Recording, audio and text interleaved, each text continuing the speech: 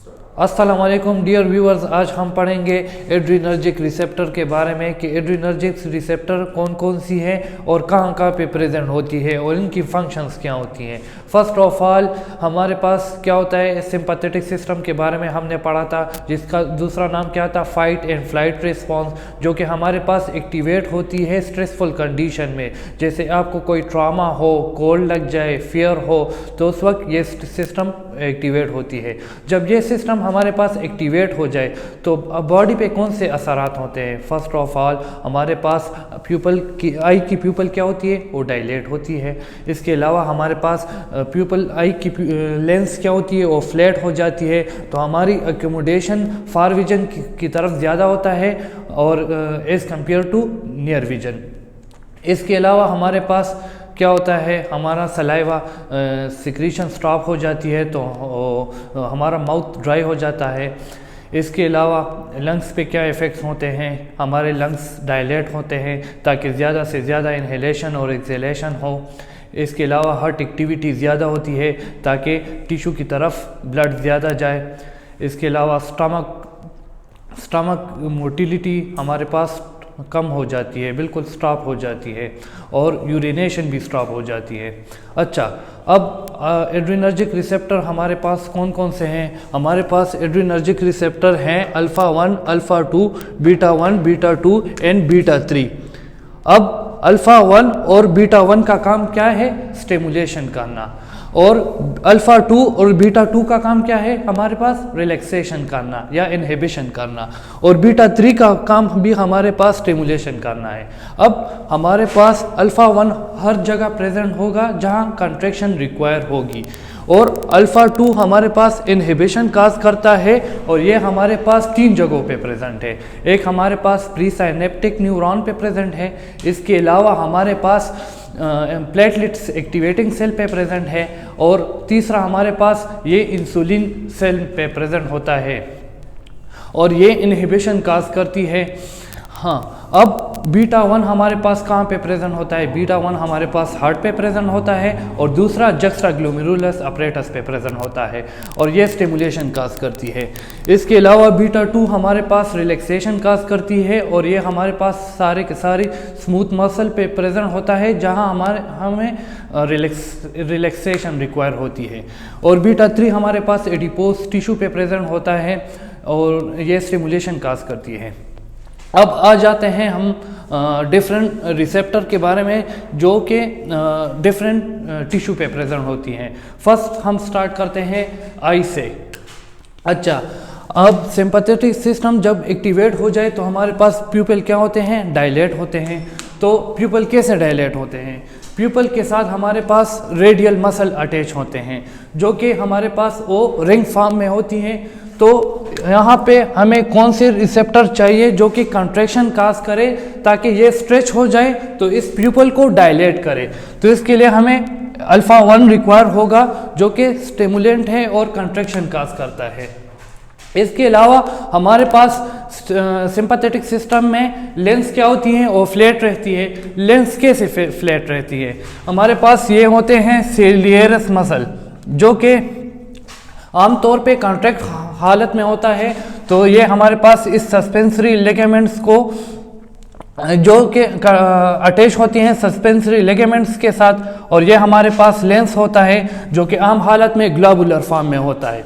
अब जब यहाँ पे हमारे पास बीटा 2 रिसेप्टर होते हैं, जब ये बीटा 2 रिसेप्टर स्टिमुलेट हो जाए तो ये इस सिलियरस मसल को रिलैक्स कर देते हैं। जब ये मसल रिलैक्स हो जाए तो ये इस सस्पेंसरी लिगामेंट्स को क्या करते हैं, स्ट्रेच करते हैं। जब ये सस्पेंसरी लिगामेंट्स को स्ट्रेच करते हैं तो हमारे पास लेंस क्या हो जाता है, फ्लैट हालत में आ जाता है।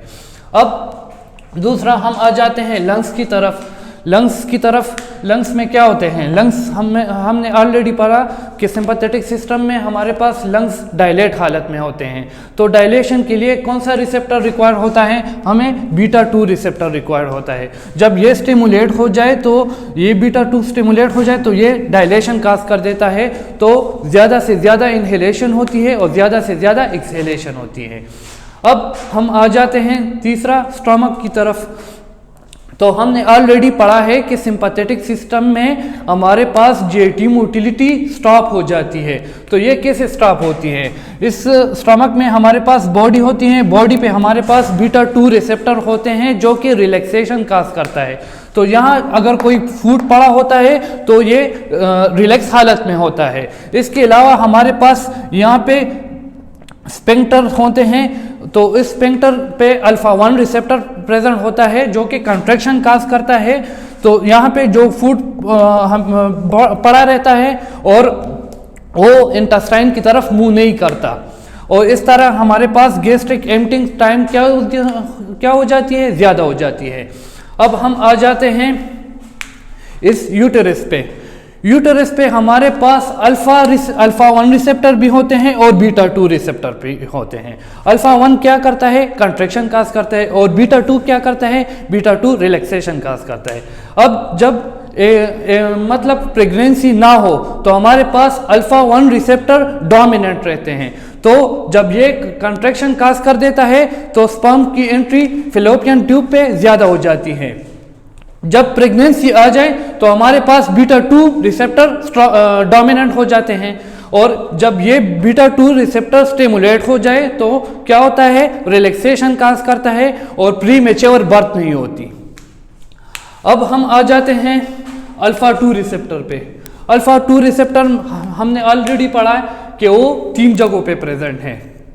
एक प्लेटलेट्स पे इसका काम क्या है? अल्फा 2 रिसेप्टर जब स्टिमुलेट हो जाए तो ये इनहिबिशन काज करता है और प्लेटलेट्स एग्रीगेशन नहीं होती।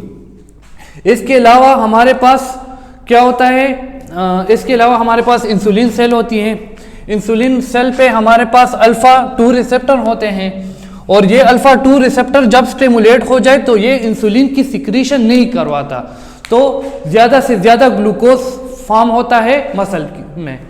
इसके अलावा हमारे पास अल्फा 2 रिसेप्टर प्रेजेंट होते हैं प्री साइनेप्टिक न्यूरॉन पे।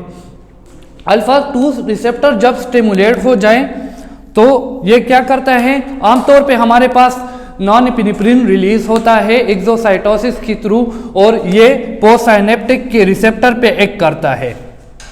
लेकिन हमारे पास एक रिसेप्टर है जिसका नाम अल्फा 2 रिसेप्टर है जो कि इस प्री साइनेप्टिक न्यूरॉन पे प्रेजेंट होता है, और कुछ नॉन एपिनेफ्रिन जब रिलीज हो जाते हैं प्री साइनेप्टिक न्यूरॉन से तो वो नॉन एपिनेफ्रिन इस अल्फा 2 को भी स्टिमुलेट कर देते हैं, जो कि इनहिबिशन काज कर देता है और ज़्यादा नॉन एपिनेफ्रिन रिलीज नहीं होता। इसके अलावा हम आ जाते हैं एडिपोसाइट की तरफ। एडिपोसाइट पे हमारे पास बीटा 3 रिसेप्टर प्रेजेंट होते हैं जो कि बीटा 1 का मॉडिफाई फॉर्म है। अब ये बीटा 3 रिसेप्टर जब क्या होता है? नॉन एपिनेफ्रिन की वजह से स्टिमुलेट हो जाए तो ये हमारे पास ट्राइग्लाइसराइड को फ्री फैटी एसिड में ज़्यादा कन्वर्ट करता है, और वही फ्री फैटी एसिड हमारे पास ब्लड में जाती है, और वही ब्लड लिवर की तरफ जाता है, और फिर ग्लाइकोनियोजेनेसिस के थ्रू हमारे पास ग्लूकोज फॉर्म होता है। जी, अब हम पढ़ेंगे बीटा 1 रिसेप्टर कहाँ पे प्रेजेंट होता है। बीटा 1 रिसेप्टर हमारे पास हार्ट पे प्रेजेंट होता है। इसके अलावा हमारे पास जस्ट्रा ग्लोमेरुलस अपरेटस पे प्रेजेंट होता है। जब हमारे पास नॉन एपिनेफ्रिन आ जाती है और बीटा 1 को स्टिमुलेट कर देती है तो ये हमारे पास स्ट्रोक ऐसे को फायर कर देता है। जब हमारे पास ऐसे फायर हो जाती है, स्टिमुलेट हो जाती है, तो इसे कहते हैं पॉजिटिव क्रोमेटोट्रॉफी। अब जब ऐसे फायर हो जाती है तो मैसेज आता है हमारे पास एवी नोड पे।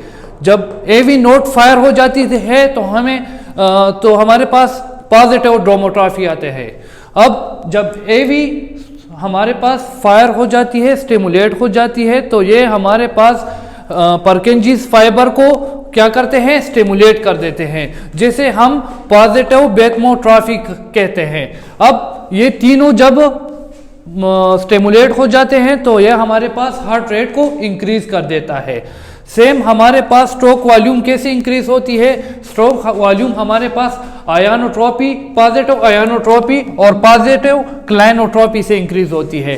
पॉजिटिव आयनोट्रॉपी किसे कहते हैं? कंट्रैक्शन ऑफ मायोकार्डियम को हम पॉजिटिव आयोनोट्रॉपी कहते हैं, और क्लाइनोट्रॉपी हमारे पास speed and velocity of myocardium को क्या कहते हैं, क्लाइनोट्रॉफी। ये दोनों जब स्टिमुलेट हो जाए तो हमारे पास स्ट्रोक वॉल्यूम क्या हो जाता है, इंक्रीज हो जाता है।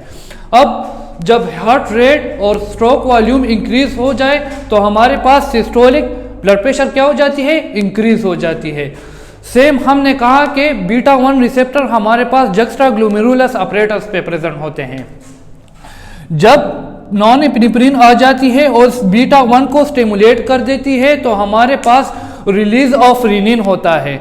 ये रिलीज ऑफ रेनिन हमारे पास कन्वर्ट हो जाती है एंजियोटेंसिन 1 में, और ये एंजियोटेंसिन 1 हमारे पास कन्वर्ट हो जाता है एंजियोटेंसिन 2 में। अब ये एंजियोटेंसिन 2 हमारे पास क्या करते हैं, आर्टरीज पे आ जाते हैं और आर्टरीज को कंट्रैक्शन उसकी क्या वहाँ की रिसेप्टर पे बाइंड हो जाते हैं और उसकी कंट्रैक्शन को इंक्रीज कर देते हैं। इस तरह हमारे पास टोटल पेरिफेरल रेजिस्टेंस हमारे पास इंक्रीज हो जाता है, जिसकी वजह से डायस्टोलिक ब्लड प्रेशर इंक्रीज हो जाती है। अब सेम यही एंजियोटेंसिन 2 एक करता है जोना ग्लोमेरुलस पे, जहां पे ये सिक्रीट करता है हमारे पास एक अल्डोस्टेरोन हार्मोन, जो एक करती है हमारे पास डिस्टल कन्वोल्यूटेड पार्ट पे, और वहां पे हमारे पास ये क्या करता है, साल्ट और वाटर की रिटेंशन इंक्रीज कर देता है। जब ये साल्ट और वाटर रिटेंशन ज्यादा हो जाए तो हमारे पास ब्लड वॉल्यूम ज्यादा हो जाता है। जब ब्लड वॉल्यूम ज्यादा हो जाता है तो हमारे पास वीनस रिटर्न ज्यादा हो जाता है। अब सेम वेनस रिटर्न ज्यादा हो तो हमारे पास कार्डिक आउटपुट इंक्रीज हो जाती है, जिसकी वजह से सिस्टोलिक बीपी इंक्रीज हो जाती है। अच्छा, अब आ जाते हैं अल्फा 1 रिसेप्टर पे, जो कि कंट्रैक्शन काज करती है। हमारे पास इस हार्ट से क्या क्या निकलते हैं, हमारे पास एक आर्टरीज निकलते हैं, दूसरा वेन निकलते हैं। अब जब अल्फा 1 रिसेप्टर इस आर्टरीज पे भी प्रेजेंट होते हैं और वेन्स पे भी प्रेजेंट होते हैं। जब नॉन एपिनेफ्रिन अल्फा 1 रिसेप्टर को स्टिमुलेट करे तो हमारे पास आर्टेरियल कंट्रैक्शन ज्यादा हो जाती है, जिसकी वजह से टोटल पेरिफेरल रेजिस्टेंस ज्यादा हो जाता है और इसकी वजह से डायस्टोलिक ब्लड प्रेशर इंक्रीज हो जाती है। सेम हमारे पास वीनो कंस्ट्रक्शन भी होती है, जिसकी वजह से वीनस रिटर्न ज्यादा हो जाता है एंड डायस्टोलिक वॉल्यूम ज्यादा हो जाता है, जिसकी वजह से स्ट्रोक वॉल्यूम ज्यादा हो जाता है, कार्डिक आउटपुट ज्यादा हो जाता है और इसकी वजह से हमारे पास सिस्टोलिक ब्लड प्रेशर इंक्रीज हो जाती है। अब ब्लड प्रेशर हमारे पास किसके बराबर होता है, हमारे पास systolic blood pressure divide by diastolic blood pressure के बराबर होता है। अब सिस्टोलिक ब्लड प्रेशर हमारे पास कार्डिक आउटपुट पे डिपेंड करती है और डायस्टोलिक बीपी हमारे पास टोटल पेरिफेरल रेजिस्टेंस पे डिपेंड करती है। और ये हमारे पास 120 डिवाइड बाय 80 ये हमारे पास नॉर्मल बीपी है।